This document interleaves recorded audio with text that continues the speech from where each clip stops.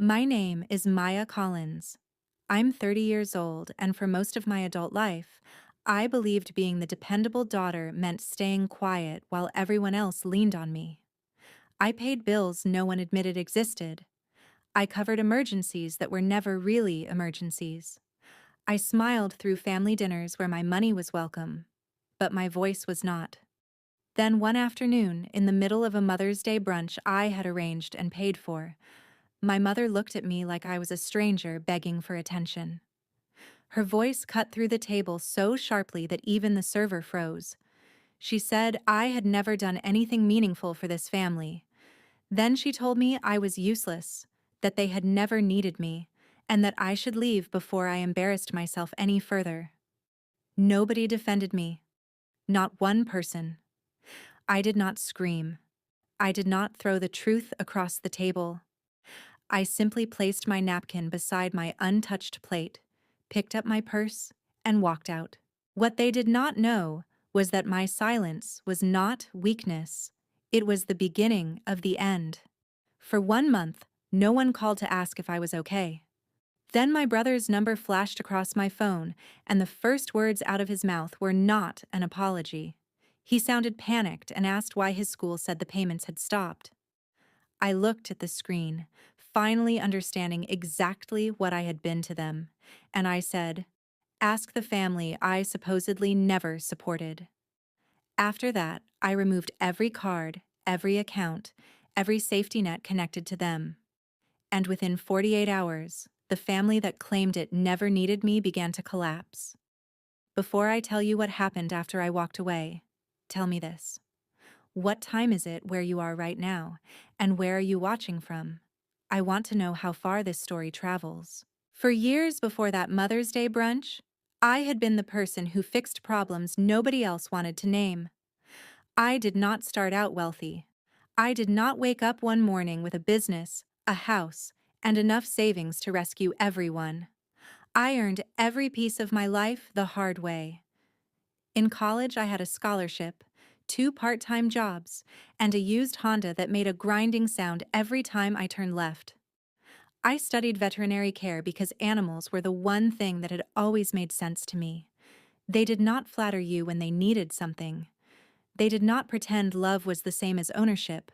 They came to you scared, sick, or hurting, and if you helped them, they trusted you. After graduation, I worked in a crowded clinic outside Austin, then saved enough to buy an old van and turn it into a mobile veterinary service. At first, people laughed at the idea. My father said driving around, giving vaccines, and treating dogs in people's driveways was not a real career. My mother said it sounded like something a person did when they could not get hired anywhere better. My brother barely looked up from his phone when I told him I had my first 10 clients. But I kept going. I worked weekends. I answered emergency calls at midnight. I helped elderly owners who could not lift their pets into cars. I treated rescue animals for half price when shelters were overwhelmed. Slowly, the van became 2 vans, then 3. Then I hired a vet tech, then another. By the time I turned 30, my mobile clinic had a waiting list, contracts with senior living communities, and more stability than anyone in my family had ever expected from me. That was when their tone changed. Suddenly, my work was not embarrassing. Suddenly, they were proud of how independent I was. Suddenly, I was family in a way I had not been when I was eating noodles over my sink and praying my checking account would survive one more week. The first request was small. My mother said the property tax bill on the house in Plano had come at the worst time and asked if I could cover it just until my father's commission check cleared. I said yes. Then my father's truck needed repairs because he said he could not get to work without it. I paid. Then my mother's insurance premium was due, and she said it would look terrible if a woman who sold insurance had a policy lapse. I paid again. Each time, they told me it was temporary. Each time, they promised they would make it up to me. They never did. Then came my brother's aviation program. He had decided he wanted to become a commercial pilot, and my parents treated that decision like he had announced he was saving the world. They talked about his future like it belonged to all of them, like one day he would fly private jets and bring honor to the family name. The tuition was expensive, the flight hours were expensive, the equipment was expensive, and somehow every expensive part of his dream found its way to my inbox. My mother said I was lucky to be in a position to help. My father said family invested in family. My brother said he would pay me back when he was making pilot money. I wanted to believe them. I really did. So I added my card to the school portal. I helped with his flight gear. I covered missed payments when my parents claimed their bank account was tight. I even co-signed a truck loan because my father insisted my brother needed reliable transportation to get to training. Looking back, the strange part is not that they asked. Families ask for help. The strange part is how quickly help became expectation. A thank you disappeared first. Then updates disappeared. Then respect disappeared. They did not call to say the payment went through. They called when another payment was due. They did not ask whether I could afford it. They assumed I could. If I hesitated, even slightly, my mother would get cold. She would say things like, "I thought you cared about your brother's future," or, "It must be nice to forget where you came from." My father preferred disappointment. He would sigh into the phone and say he guessed he would figure it out somehow, which always meant he expected me to step in before he had to. My brother did not bother with guilt. He just sent screenshots of balances and wrote, "Can you handle this before Friday?" I told myself they were under stress. I told myself successful people should give back.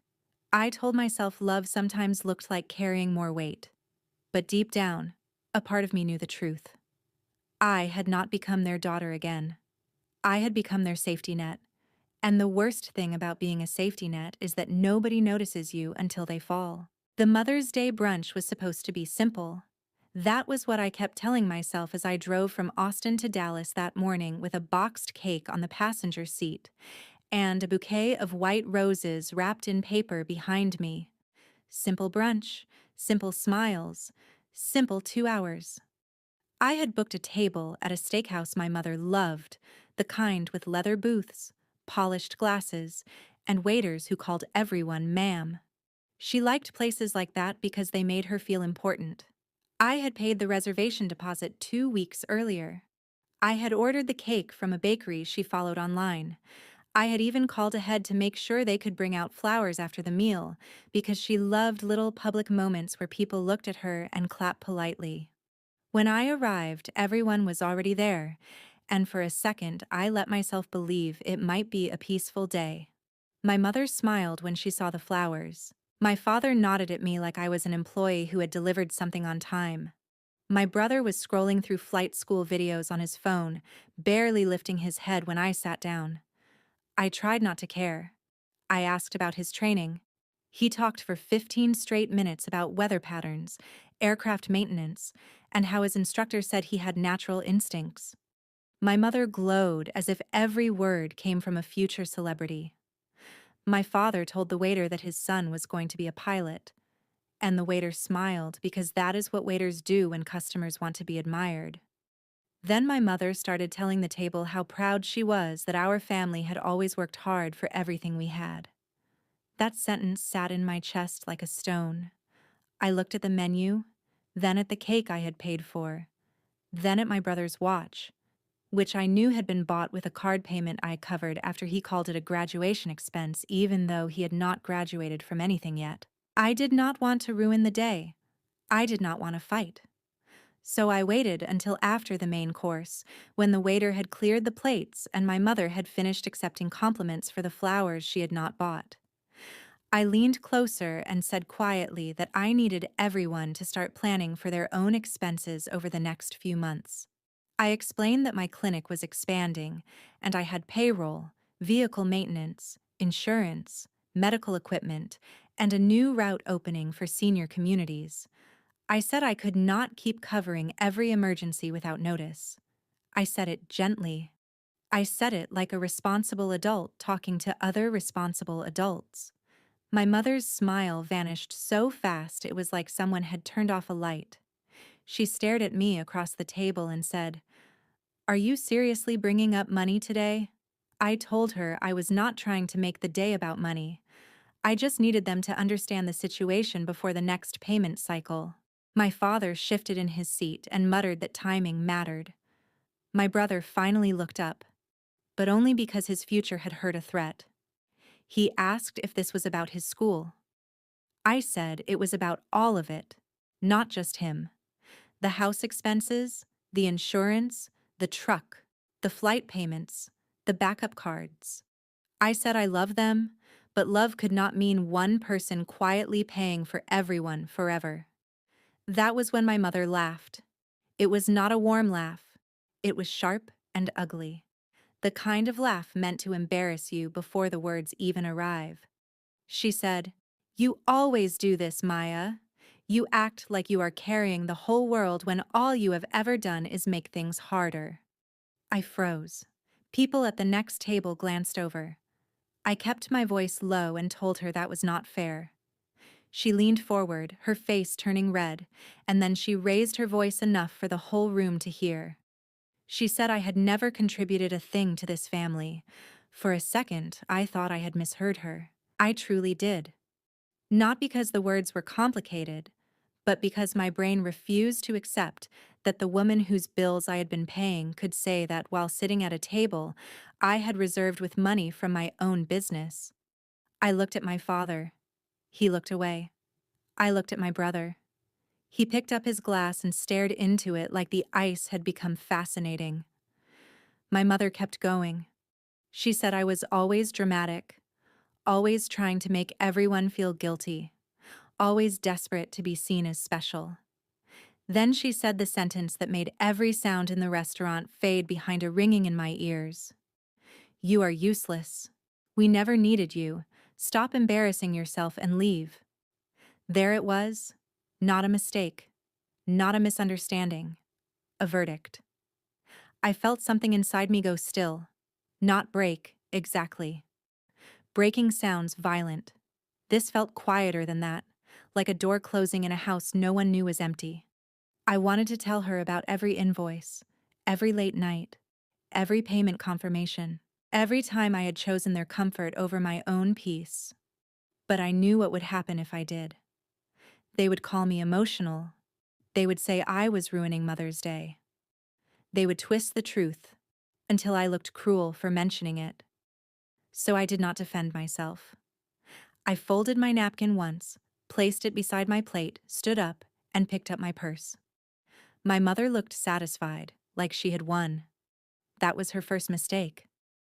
My brother whispered my name, not with concern, but with warning, as if I was supposed to remember my place before I made his life inconvenient.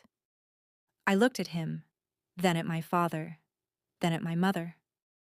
I said nothing. I walked past the hostess stand, past the glass doors, into the bright Texas afternoon, and I did not look back. Behind me, they still had the cake, the flowers, the table, and the performance. What they did not have anymore was me. The drive back to Austin felt longer than it should have. For the first hour, I heard my mother's voice over and over. "You are useless. We never needed you. Stop embarrassing yourself." By the second hour, I stopped crying. By the third, I was calm, and that calm scared me more than anger would have. Anger might have made me call and yell. Calm made me practical. When I got home, I did not change clothes, pour wine, or post anything online. I opened my laptop and made a list. Flight school portal, truck loan, insurance premium, property tax escrow, home equity loan documents, emergency credit card, RV trailer registration, utility backup account. Every line was a thread tying me to people who had just denied I had ever held anything together. I started with the simple things.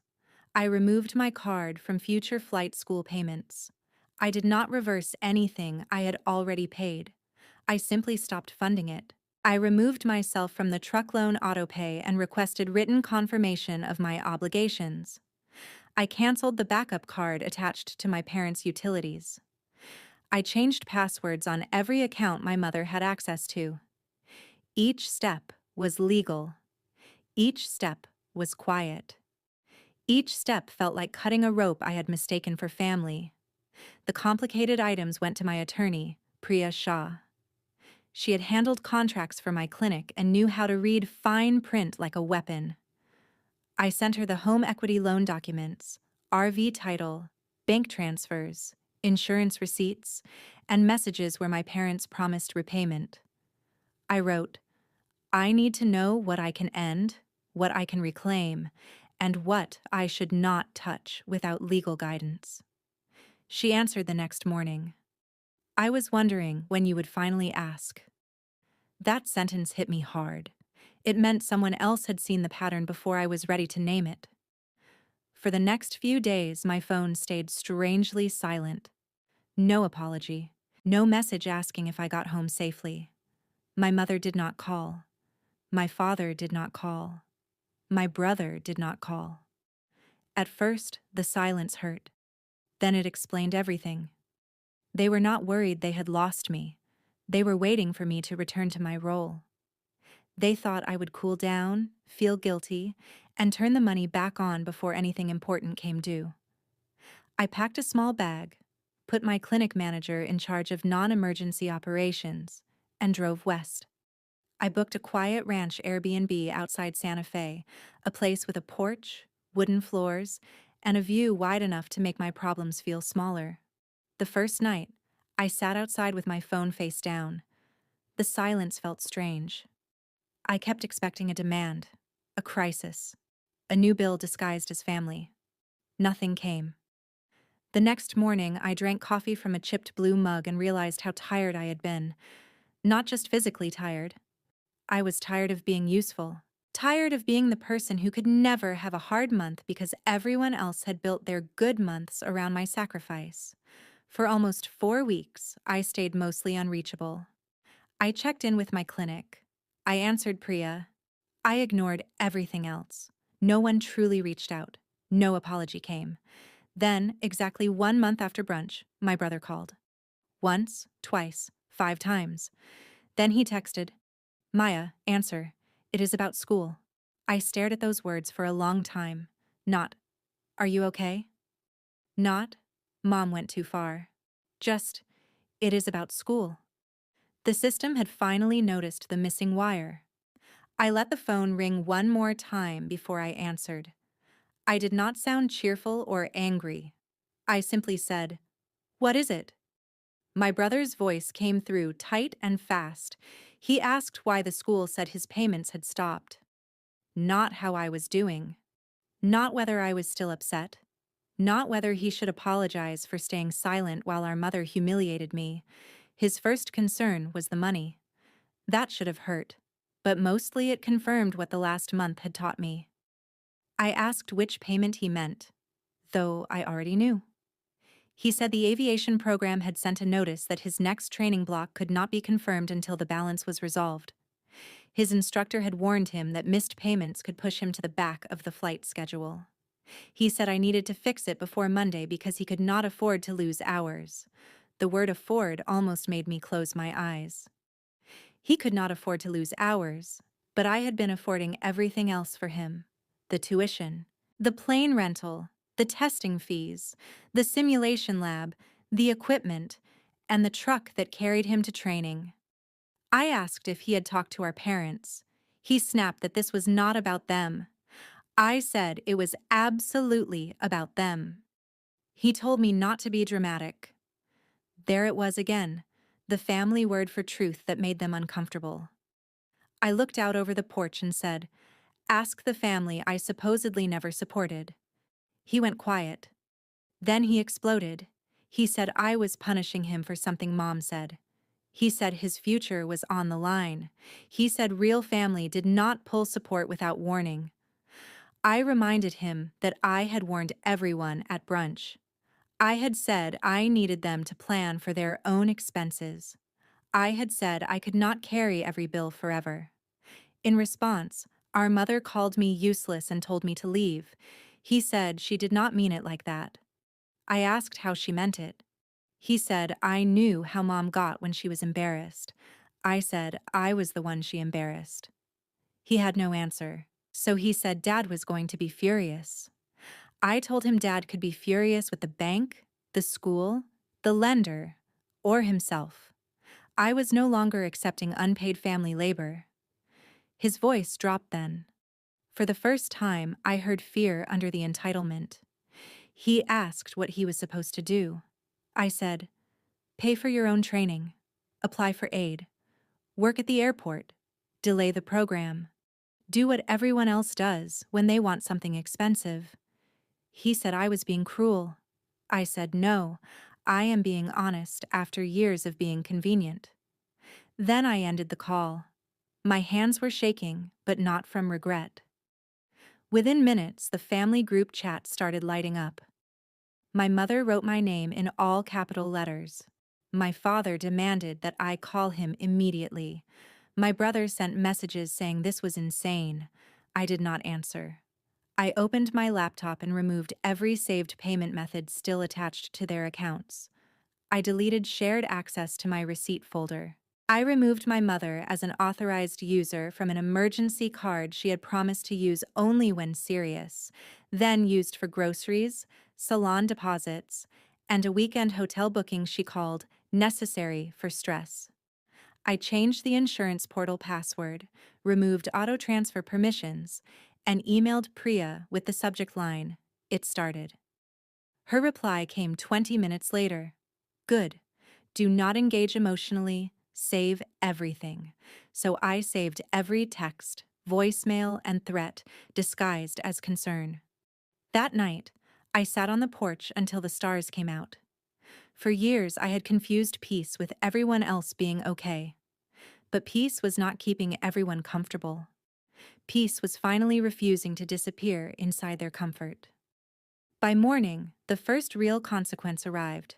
By the end of 48 hours, the family that said it never needed me would learn the exact cost of my absence. Part 6. The first 12 hours were about the school.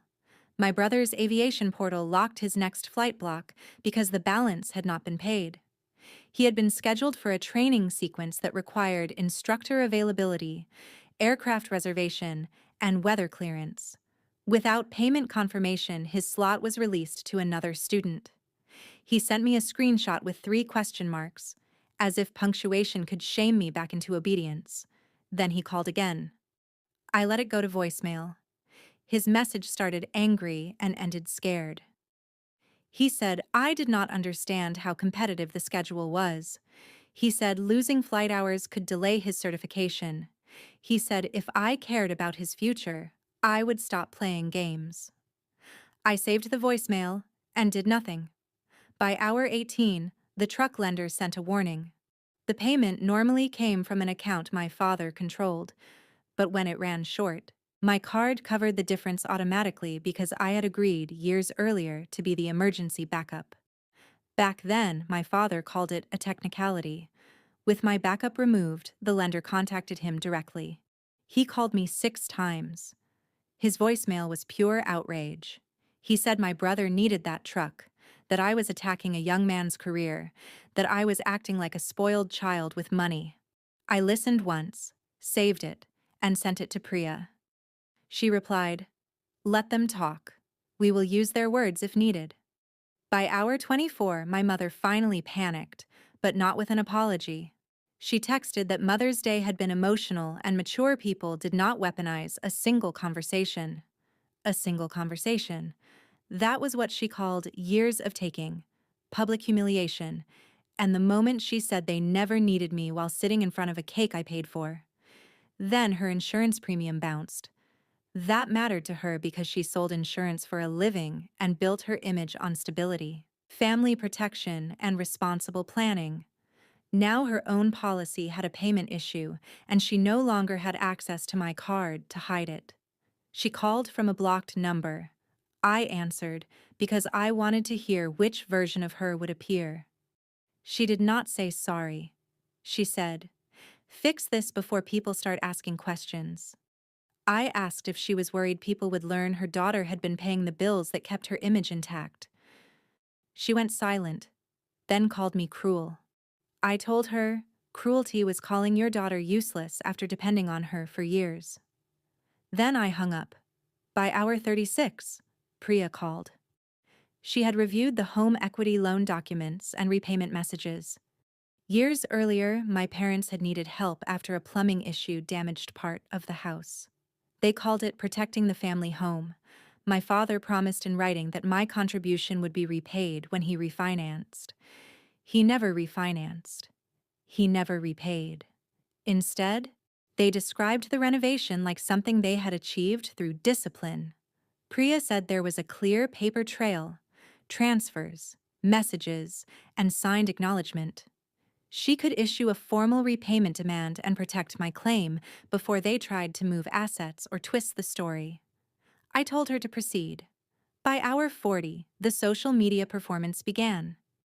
My mother posted an old family barbecue photo with a caption about children forgetting who raised them. The comments came quickly. Praying for you. Kids today are so ungrateful. A mother's love is never appreciated. My brother posted an Instagram story saying some people abandon family during a crisis and still think they are the victim. My father called relatives and told them I had become arrogant because of my business. The old me would have rushed to explain. This time, I waited. Then I called Aunt Marlene, my mother's older sister, and one of the only people who had ever really seen me. When she answered, she said, "I wondered how long you were going to keep paying for people who treated you like a problem." I sent her a folder: flight school invoices, insurance payments, truck loan notices, property tax receipts, the home repair transfer, the RV title, the cake deposit from Mother's Day, because sometimes the smallest receipt tells the loudest truth. I told her I was not asking her to fight for me. I just wanted someone to know the truth before they buried it. She said, "Truth does not need to scream, but it does need a witness." 10 minutes later, under my mother's Facebook post, Aunt Marlene commented, "Denise, are you sure you want people asking who paid those bills?" The post disappeared within 5 minutes. My brother's story came down shortly after. That was the first time I felt satisfaction. Not because they were hurting, but because the lies had stopped being profitable. By the end of the second day, Priya found the cleanest thread of all. The RV trailer my family loved, the one they used for lake weekends and smiling Facebook albums, was fully in my name. I had bought it after my father said it would help us spend time together without expensive vacations. He promised they would handle storage and maintenance. Of course, I paid those too. The title was mine. The loan was mine. The insurance was mine. They only had the keys because I had trusted them. Priya said I had every legal right to recover it. The RV was not just a vehicle, it was a symbol. They drove around in something I paid for while telling people I had never given them anything. I told Priya to arrange the recovery properly. No threats, no drama, everything by the book. The next morning, formal notice went out. Within an hour, my mother called over and over. My father left a voicemail saying I had crossed a line. My brother texted, "You are seriously taking the RV too?" I sent one final message to the group chat before blocking the thread. "You said you never needed me. I am returning your life to the version where I am not supporting it." 3 days later, at a storage lot outside Dallas, they had to face me without the protection of my silence. Part 7. The storage lot sat beside a service road, surrounded by chain-link fencing, faded signs, and rows of boats, trailers, and RVs baking under the Texas sun. It was not a dramatic place for a family to face the truth. There were no marble floors, no courtroom gasps, no music swelling in the background. Just gravel under my shoes, dust in the air, and the RV trailer sitting at the far end like a monument to every lie they had told about independence. Priya stood beside me with a folder under one arm. The paperwork was confirmed. The locks had been changed. The title was verified. The recovery was legal. I was not there to argue. I was there to end access. My family arrived 15 minutes late in my father's truck. My brother got out first, jaw tight, trying to look intimidating even though his eyes went straight to the RV. My father followed, red-faced and stiff, the way he always looked when reality refused to obey him. My mother stepped out last. She wore sunglasses, but I could tell she had been crying or wanted me to think she had. She looked smaller than she had at the steakhouse, but not softer. There is a difference. She walked toward me without greeting Priya or looking at the paperwork. She said, "You are really going to destroy this family over one argument." I looked at her, and for the first time, I did not feel like the daughter begging to be seen. I said, "No, I am ending a system that only worked because I stayed quiet." My father pointed at the RV and said I was humiliating them. I told him I had learned humiliation from the best, in a restaurant, in front of strangers, while the people I supported looked away. My brother stepped forward and said I was ruining his aviation career. For a second, I saw the scared young man beneath the entitlement, but seeing fear did not mean I had to become his solution again. I told him I was not ruining his dream. I was refusing to finance a dream that had no respect for the person paying for it. He said building it himself would take years. I said most dreams do when someone else is not quietly buying them for you. My mother took off her sunglasses. Her eyes were wet, but her voice still had that sharp edge. She asked what they were supposed to do now. I knew what she wanted. She wanted me to feel guilty, see her fear, and become the old Maya again. I said, "Do what you told everyone you always did. Handle it without me." For once, nobody had a quick answer. Priya handed the final documents to the storage manager. The RV would be prepared for sale, and the proceeds would go toward the debt tied to my name. It would not make me whole, but it would close one door they had kept open with my trust.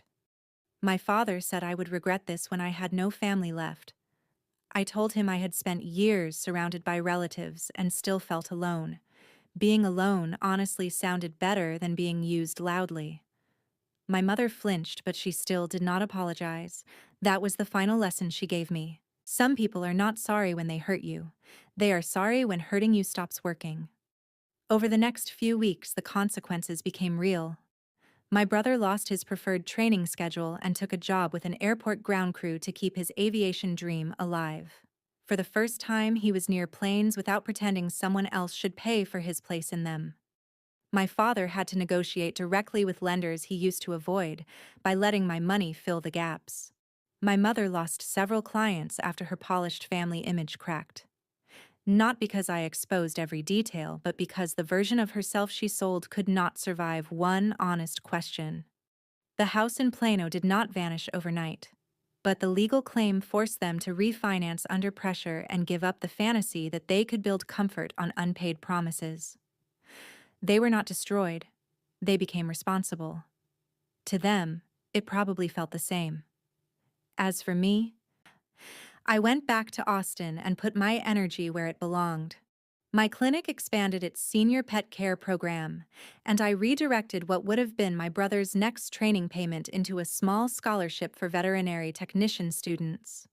The first recipient worked nights at a shelter and cried when she learned the award would cover her certification exam. That gave me something my family never had: purpose. A few months later, my brother emailed me.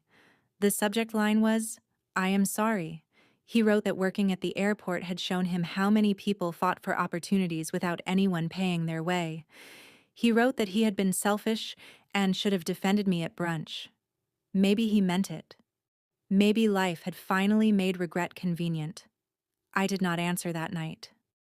I archived the email and drove home under the orange Austin sky, feeling no rush to forgive on anyone else's schedule. I had spent too many years confusing forgiveness with immediate access. Now I understood that peace could have boundaries. Love could have distance. Family could be real without being allowed to drain you dry. The lesson I carried from all of it was simple. Your value is not measured by how much pain you can absorb quietly. It is not measured by how many bills you pay for people who would not defend your name. Real family does not require you to disappear so everyone else can feel comfortable. Real love teaches responsibility, gratitude, and respect. Sometimes the most educational thing you can do is stop rescuing people who only learn when consequences finally arrive.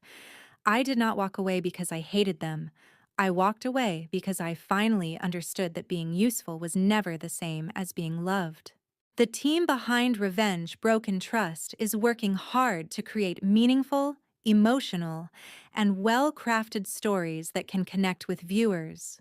This is a fictional story, created for educational purposes, with the goal of sharing useful lessons about respect, boundaries, family, and personal growth. This script carries an important educational value. Love should never be used as an excuse to take advantage of someone's kindness. Through Maya's journey, viewers can learn that setting boundaries is not selfish, and real family relationships must be built on gratitude, responsibility, and mutual respect.